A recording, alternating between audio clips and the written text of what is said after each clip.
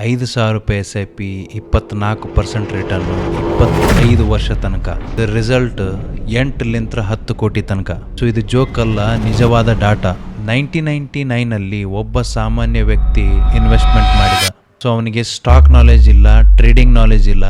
ಒಂದು ಡಿಸಿಷನ್ ಮಾತ್ರ, ₹5,000 SIP mid cap ಫಂಡ್ನಲ್ಲಿ. So ಜನರು ನಕ್ಕಿದ್ರು, ಮಿಡ್ ಕ್ಯಾಪ್ ರಿಸ್ಕಿ ಫಂಡ್ ಅಂತ. ಸೊ ಮೊದಲ 5 ಇಯರ್ಸ್ ಭಾಳ ಸ್ಲೋ ಇತ್ತು.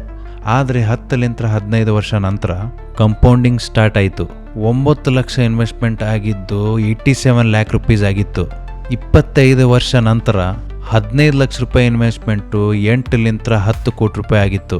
ಸೊ ಇದು ಮ್ಯಾಜಿಕ್ ಅಲ್ಲ, 24% CAGR ಪ್ಲಸ್ ಪೇಷನ್ಸ್ ಯಂತ್ರ ಮಾತ್ರ. ಸೊ ಇದರಲ್ಲಿ ಲೆಸನ್ ನಂಬರ್ 1 ಏನಂತಂದರೆ, high risk is equal to high returns. ಆದರೆ ಲಾಂಗ್ ಟರ್ಮಿಗೆ ರಿಸ್ಕ್ ಭಾಳ ಕಡಿಮೆ ಆಗುತ್ತೆ. ಸೊ ಈ ಫಂಡ್ ಬಗ್ಗೆ ನಿಮಗೇನಾದರೂ ಡೀಟೇಲ್ಸ್ ಬೇಕಂತಂದರೆ ಮಿಡ್ ಕ್ಯಾಪ್ ಅಂತ ಕಮೆಂಟ್ ಮಾಡಿ, ಅಥವಾ ನನ್ನ ಬಯೋ ಅಲ್ಲಿ SIPwithNikhil.in ಅಂತ ವೆಬ್ಸೈಟ್ ಇದೆ, ಅದನ್ನು ಕ್ಲಿಕ್ ಮಾಡಿದರೆ ನನ್ನ ವೆಬ್ಸೈಟ್ ಓಪನ್ ಆಗುತ್ತೆ, ಅಲ್ಲಿ ನೀವು ಚೆಕ್ಔಟ್ ಮಾಡ್ಬೋದು.